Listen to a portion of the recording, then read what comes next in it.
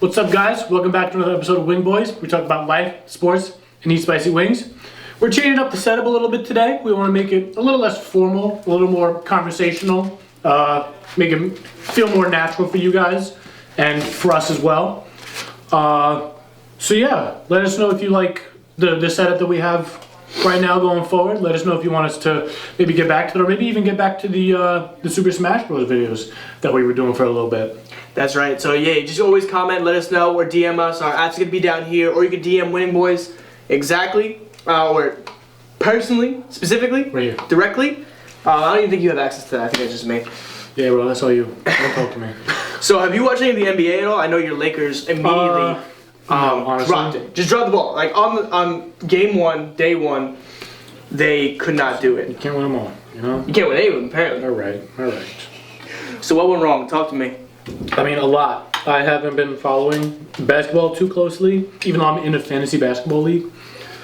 Did you put money on that? Yeah. You degenerate. You're a degenerate. I put money on all my leagues I do. That's fair. I'm no better because every week I'm on FanDuel. But go on. I'm sorry. I'll get to that. I'll get to my degeneracy. Anyways, you know, I did not prepare very well for this fantasy basketball league, and I thought I got a good team, and then I sent it to my group chat of friends that I do fantasy football with, because I also do fantasy basketball, and they were like, "Yo, Ant, your team is trash," and I was like, "All right, sick. That's so great for me." So Great talk. Great talk. I'm gonna see how this goes. Yeah, I have Kawhi on my team and CP3. Like, how could that be a bad team? I don't know, man. I got LaMelo Ball. When he gets back from injury, hopefully that'll be skyrocketing my team to victory. Yeah, Until then, I don't see why else. Like, why? What about your team did they say was bad? they didn't say anything in specific. They just said my team was ass. So, Oh, all right. Well, friends are there to really help you. yeah, By the way, we have Buffalo Wild Wings today. that's right. I got the Desert Dry Rub because I love dry rub. We also got the sauce in honor of the New York Jets playing like a team. We are right now, we're 4-2, right? How excited are you to eat that chip, buddy boy? How excited are you to have that chip? The way my stomach's been feeling, I'm not excited at all.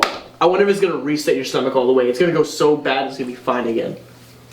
Yeah, just gonna start it back from square one. Reset it to an infant stomach, Yeah, a newborn, little baby stomach. yeah, But man. man, Zach Wilson being undefeated when he comes back is something you love to see. He's got so much. It's a young team overall. We have such a young team, Yeah. and all of them are just all of our rookies this year. Like it showed that we drafted number one. Breece Hall has been playing absolutely astonishing. He's Yeah, bro. just putting up both rushing and receiving yards. Crazy numbers. Sauce Gardner is all over them. He's all over these defenders. Receivers. Come on, now. He's honestly the leading candidate for Defensive Rookie of the Year. If not him, then Tariq Woolen from Seattle, who's got 4 interceptions on the season. Sauce doesn't have any, or maybe he has 1. But yeah, honestly, there's a lot of talk that Did you say Sauce has one? he either has 0 or 1. I think because I know there was the one with Green Bay that should have been a pick six, but really Yeah. ended up being incomplete, which is Yeah. horrible. But there's a lot of talk that the Jets could have both Rookies of the Year, offensive and defensive, in Breece Hall and Sauce Gardner. And that speaks volumes on this man Joe Douglas and his GMing and his drafting. But then we got Elijah Moore requesting a trade because he had 0 targets in Week 6, and now he's not playing Week 7 because of this. But they're not going to trade him. No. That's what Saleh said in a recent press conference. He said he's not playing Week 7. Trading's not an option. Now, why do you think he's not being targeted? Is it because they're just focusing more on Breece Hall, or is it that they're covering him more because they know what he's capable of? Maybe he's just not. Getting open? No. It's going to sound like such a simple and uninformed answer, but like he's just not getting involved. Like there's plays happening everywhere else on the field that's just not happening to be Elijah Moore, unfortunately. Right. I don't think that's a knock on anything he's doing or any sort of reflection of how the team feels towards him. I just think it's lack of opportunities because they're elsewhere. Absolutely. With Breece Hall playing as well as he is, with Zach Wilson's connection to Corey Davis, and Garrett Wilson being a electric playmaker. Absolutely. I think Elijah Moore had a really good connection with Joe Flacco. Yeah, There was definitely a lot of that. I did notice that in the first 2 weeks, first 3 weeks. absolutely. That was a lot of connection. So I wonder if it's just. But I also think that has to do with just coverage. I think he's more well known, but I think so. It could be possible as the tides turn, as defenses are looking more towards covering Garrett Wilson, covering Breece Hall, and staying on top of Zach Wilson. I think there will be more opportunity for him. But yeah, I don't want him to go. I certainly want to see him get a little more touches, but he's got to understand, like, he's got to make plays happen. He's got to break away from his defenders. He's got to just have that speed and readiness. Now, I can't see the whole field, so I can't tell, and that's something I'm going to look more into now. See, I don't even think it's that. I don't think it's that he's not getting open, that he's not fast enough. He's the fastest receiver on the team. I think it's just lack of opportunities because they're being given elsewhere. And like I said, not like the team just purposefully ignoring him. But yeah, I think it's just gonna come with time. Yeah, so we'll see what It's happens. just gonna have to be something that you wait on and expect that. Salah said in the press conference that they had a conversation. You gotta expect that they're probably gonna try to work towards something, some sort of agreement, and how they're gonna move forward from this, and maybe you see some more involvement from him. But speaking of trades, Christian McCaffrey announced in the middle of Thursday Night Football last night, just out of nowhere, Al Michaels goes, Adam Schefter just said Christian McCaffrey traded San Francisco. I was like, huh?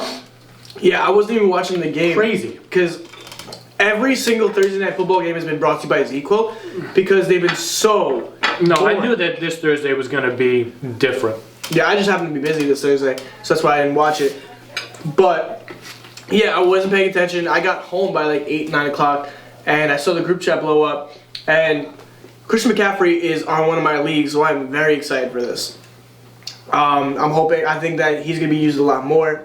Yeah. In San Francisco, I think he's going to have more opportunity. I think the offensive line is just a lot more powerful and a lot more consistent. They're going to be able to make some gaps for him. I think he's going to absolutely show up. Yeah. Not only is San Francisco a run-first offense, where they just lean into whoever that lead guy is.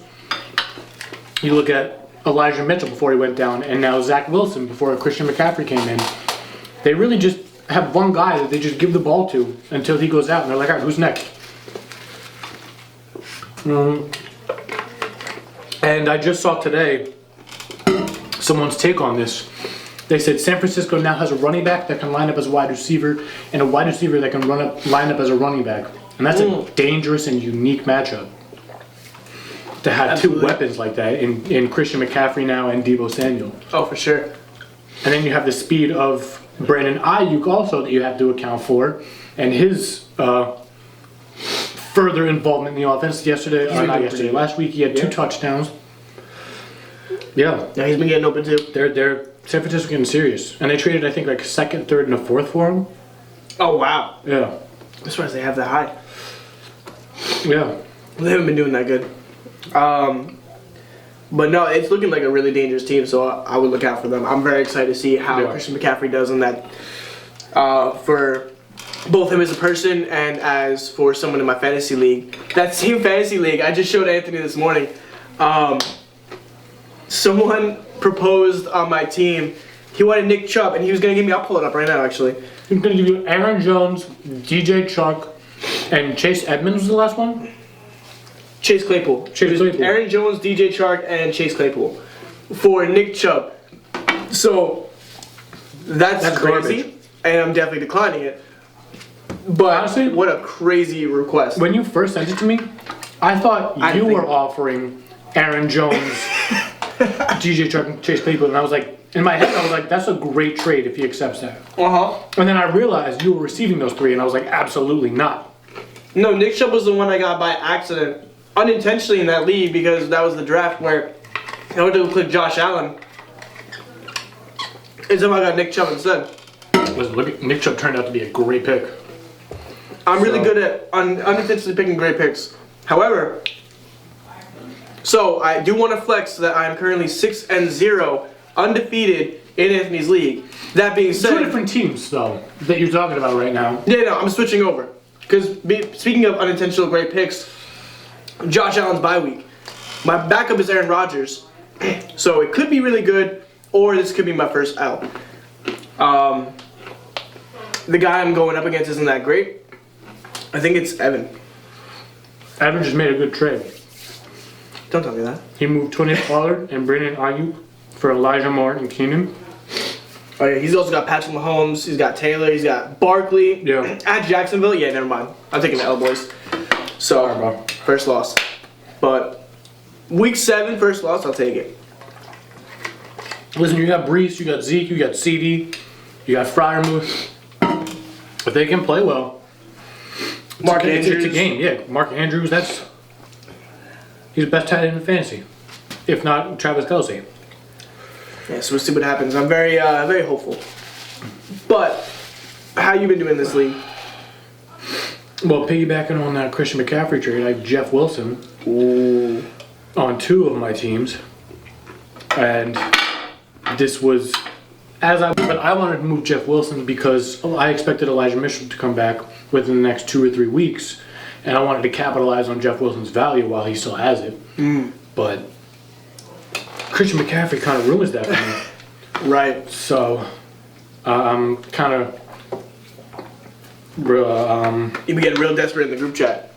yeah. Really just throwing out, hey guys, we'll open the trades. Well, that's how we used to do it. No, I get it. But I'm restricted to now having to move Ramondre Stevenson if I want to move a running back to get a better one. Who are you looking to grab? What you got on the table right now? I don't know. I'm thinking maybe Aaron Jones. I'm thinking maybe I was trying to work on getting Joe Mixon, but that trade value's not too great. Outside of Joe Mixon, I mean, the value I'm giving up is more than what I'd be getting. I was also possibly in talks of getting Nick Chubb. I don't know. These people gotta respond to me. Is all I'm waiting on. They're giving you the cold shoulder right now. I asked you for Brees. You said no. Everyone's been asking me for Breeze, bro. Yeah, I know. That's fair. No, I don't blame you for saying no. Hell no. I'm just saying. You asked me who I was looking for. No, You you're already know right. who I'm looking for. You know why I'm here. This is pretty much how I feel when everyone who's been pulling up in, like, whenever I see like blank is typing, I'm like, I know what's about to happen. Everyone's been asking me for either Brees or CeeDee Lamb. For Brees, don't take anything less than a top end running back. I'm not. Listen, If you even move him. I'm not moving him. Yeah. I'm not moving him. Like, you've heard it here first. I'm not moving Brees. I'm declaring fantasy bankruptcy. If I'm giving up Brees, that means half of my team is injured, and I'm just trying to get players at that point. That'll be the only reason why I would give up Brees Hall. He's been doing so good, and I got Zeke, who's been consistent. I've got Amari Cooper, who for the most part, it's literally boom or bust. He either goes crazy or he absolutely shits the bucket. And I think last week he got me 1 point. Yeah, that sounds about right. Insanity. And the Saints defense did that for me this week. Bro, they did not do great against the Cardinals. No, they really got beat. It was a rough game. Great game from DeAndre Hopkins, though, his first game back. Had over 10 receptions, or 10 plus receptions, over 100 receiving yards. He had a great game. But no touchdown, which sucked because I'm an absolute degenerate now. I got FanDuel, and I dropped, I'm not really a degenerate because I dropped $5 on the Monday night game. I could do a $5 no sweat bet on the Thursday night game. I always bet the money line on the Jets, and then I usually bet like $5 on Sunday Night Football. And Thursday night I dropped $5. Cardinals were gonna win. Alvin Kamara TD, DeAndre Hopkins TD. That seemed like a no-brainer to me. I woke up to just the Cardinals winning. I played myself. Yeah. Speaking of Alvin Kamara, he was one guy that I was looking at, but the guy who has him doesn't want a trade.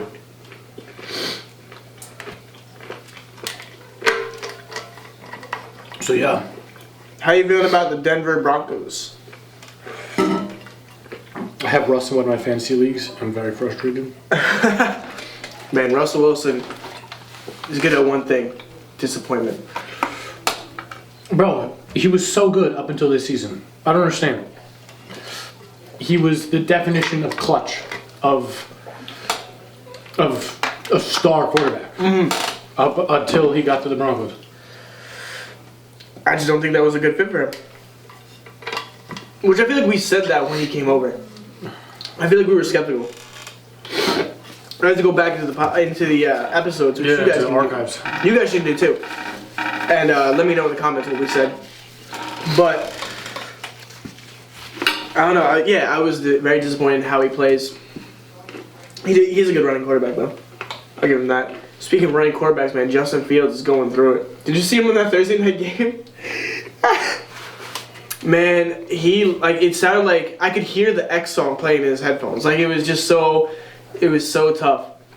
He was ready to cry. He was really just getting blasted. And it sucks because the problem is he can't be a quarterback. He's a great running back. He's an excellent running back. He's a great quarterback, too. He just doesn't have a great team or coaching around him. Absolutely. No, and the most dangerous place for him is in that pocket. That pocket collapses way too quick. Yeah. He can't make decisions. That was always my argument with Zach Wilson, Mark Sanchez, even Sam Darnold. I said these guys all have potential. They just need time in the pocket, and I mean, Zach Wilson's been proving that to me. Sanchez had a great offensive line when he first came into the league. That's true. And that's why we were in the AFC Championship spice. No, it was our defense, man. That was the biggest part of it. But you can't tell me that he wasn't making good plays. Because who did he have at that time? He had Antonio Holmes, he had Braylon Edwards, Jericho Cotchery, Dustin Keller, Sean Green, LaDainian Tomlinson. Oh my God, LT was a monster. LT was absolutely. He was one of my favorite football players of all time. 100%. His special teams, like what he did on special teams, is something you got to make in a lab. He was so clean. He had regular 100+ runs, 100+ kick returns. He would get in that end zone. Cromartie. No, it was Tomlinson. Tomlinson wasn't a return man. I'm almost positive he was. Wasn't Cromartie on the defense? Yeah. No, it was definitely LaDainian Tomlinson. You sent me the other day. Oh no, I sent you the other day. That was Antonio Cromartie with his 109-yard field goal return. I could have sworn it was LaDainian Tomlinson. Nope. Come on, bro. No, LT. You gonna test me on this? No, pull it up. Do it. All right. Well, our kick and punt returners during that time was Brad Smith, Joe McKnight, Antonio Cromartie. Those are the only people returning kicks for us at that time. Whether it was kickoffs, or punts. Well, I'll be damned. Is LaDainian Tomlinson the best running back ever? You goddamn right he is. No, he's not, unfortunately. Anyways. I love LaDainian Tomlinson, but he's not. No, but you know who's a nasty tight end? Dustin Keller really was a really good tight end. He was very solid. He was very dependable. Mm-hmm. I feel like back then there was more of a lean on the tight ends. I feel like I don't see it as much, and I could be wrong. It could just be the games that I'm watching. But I feel like tight ends are more clutch players now, whereas they're not really built into the plays. What do you mean? I feel like most teams I see, like the tight end is just a good safety if all your wide receivers are all covered. You go to the tight end, you activate him. I feel like more often than not, I see that more often than I see a play built around using the tight end. I definitely see it, but I don't see it to the same level as I used to. I wouldn't disagree with that, but I'd say it was more so that maybe tight ends around that time were used as more of like as an extra receiver. Okay. Instead of having them like completely game planned around. But I do agree that tight ends are a great safety blanket if the quarterback does need to dump it off and get rid of it. Right. Because you just got it's always a big body. And I feel like now they're being used more towards more for linemen. You have the Darren Wallers, the Travis Kelce's, the Mark Andrews, George Kittle. But see, like George Kittle is a perfect example. Right now, they're using him as mainly a blocker. Well, he just loves to play. He loves to do whatever. I just want to play ball, coach. I just want to play ball. I respect it. I respect it. What else do I want to talk about? Because I feel like we haven't talked in a while. This new setup, all of a sudden, we're all different. You know, but you know what's the same about us? Zero research. Don't you worry about that. There's never gonna be a goddamn lick of research. Straight from the dome. This is always a freestyle, without fail. Since Rider Wing, should we move on to Week 7 predictions? Absolutely. That's exactly what I was looking up right now. All right. So starting off, we have the Falcons and the Bengals. I'm saying the Bengals. Hell yeah. The Bengals are really starting to play like the Bengals. I think it was last week. Last week it was Joe Mixon really showed out. No, not Joe Mixon. Not Joe Mixon? Jamar Chase, I'm sorry. You were talking about Joe Mixon, and I thought I had Jamar Chase. I got him on one of my teams. I'm happy about that. There you go. But no, that team's finally coming together. They just had a little growing pains, but they're back now. Yeah, man. Next we have the Lions and the Cowboys, and you gotta take the Cowboys, baby. Dak Prescott's gonna be back for that game. Ooh, that's gonna be fun. Yeah, It's gonna be great for you with CD and Zeke. Oh hell yeah, it's gonna be a slaughter. Next we have the Colts and the Titans. This one actually is gonna be pretty tight. I'm taking the. I want to say I'm taking Titans. the Colts on that one. Okay, all right, head to head, baby. Yeah. Next we have the Packers and the Commanders. I'm taking the Packers on that one. I'm going to say the Packers. Hopefully they figure out what the hell is going on with them. Because realistically, we shouldn't have won that game. The Jets played great. We shouldn't have won that game. Packers have a better defense than the Commanders, and just Aaron Rodgers and Aaron Jones alone is better than the whole Commanders offense, and that's really all the Packers offense has. Right, who's starting on the Commanders right now? Taylor Heineke. Oh, okay. Gotcha. Because Wentz is still out, I can see right? that being an upgrade game, an upset game. I mean, that's fair. Heineke's great. Heineke isn't bad. He gives me the same energy as Jimmy Garoppolo. He almost upset the Buccaneers the year that they won the Super Bowl in the playoffs. I'll give you that. I mean, the Buccaneers are pretty easy to upset right now anyway. Speaking of which, the next game is the Buccaneers and the Panthers. Buccaneers, bro. Yeah, They just traded away Christian McCaffrey. Yeah, that was their big play. Yeah. So they're cooked right now. They're 1-5. They're about to be 1 in a million. Yeah. Giants and Jaguars, man. I gotta go with the Giants. Yeah. We have not talked about the Giants at all, and I want to talk about. I think it was the London game where Saquon Barkley had to play Wildcat and was absolutely eating that up. This team is an absolutely crazy team, and I gotta give credit where credit's due. They're playing really well. Yeah. They really came together this year. Saquon really makes a difference. And Absolutely. Their defense is coming together. Andrew Thomas is arguably the best lineman in the league with how he's been playing. No, I'm with it. Brian Dable, the QB whisperer. He was offensive coordinator in Buffalo the last couple of years with Josh Allen. No, I absolutely agree. So next we have the Browns and the Ravens. I'm taking the Ravens. Yeah. I was surprised they lost last week. They're losing J.K. Dobbins 4 to 6 weeks for knee surgery. Not that they really use their running game too much anyway. Plus Kenyon Drake is playing great. So Right, but what that does do is, it's like I'm worried about Lamar running a little too much again with that. But we'll see what happens. I can be proven wrong. Jets and Broncos. I'm gonna go with the Jets. I think the defense is going to be definitely gonna give us a little run for our money, but I don't think the defense is that good where it's going to really upset us. Especially right now, we're coming on like a 3-win streak. We're and feeling Russell Wilson's good. a game time decision. Absolutely. I mean, not that he would make too much of a difference. No, yeah, their offense isn't playing as well as they should be. Our defense is playing immaculately. Their defense is not going to be able to hold our offense. I'm going with the Jets on that one. Broncos have a great defense, but yeah, I'm taking the. No, I agree they have a great defense. I just don't think the defense is going to be able to hold us enough to really make us lose. Yeah. But I could be wrong. They could shoot the bucket. 100%. Speaking of shit in the bucket, Texans and the Raiders. I'm taking the Texans on that one. I really don't. I have nothing to say about either one, so I'll agree with you. Actually, I'll take the Raiders. Just take the they Raiders? have better talent. Right? I'll stick with Texans then, for the hell of it. Next we have the Seahawks and the Chargers. I'm going to go with the Chargers, but I'm surprised at 3-3, honestly, the Seahawks. Yeah, man. I'm really proud of Geno Smith. I'm really proud of. I'm impressed. He really has been. Like right now, he's got 9 touchdowns, 2 interceptions. It's not bad. Not bad for a former Jet. Yeah. Next, we have the Chiefs and the 49ers. That's gonna be a fun game. Yeah, I'm taking the I'm taking the Chiefs. 49ers on All that. right, I'm glad you're taking the 49ers. 49ers haven't played. McCaffrey's going to play limited snaps, I think, in that game. It makes sense because he's still got to get used to the Yeah. play style. He's still got to get used to It's the up in the team. air, Shanahan said, about whether he'll play or not. And I mean, also even with McCaffrey there, like the defense is going to be on top of that running game. They're going to be really pressing that running game. So I really don't see that being anything crazy. Steelers and Dolphins is Yeah, Tua's back. Huh? Tua's back. Tua's and back? Pickett's back. Pickett's back. I'm taking the Dolphins on that one. Yeah, I think with Tua back, Tua's gonna come with a vengeance.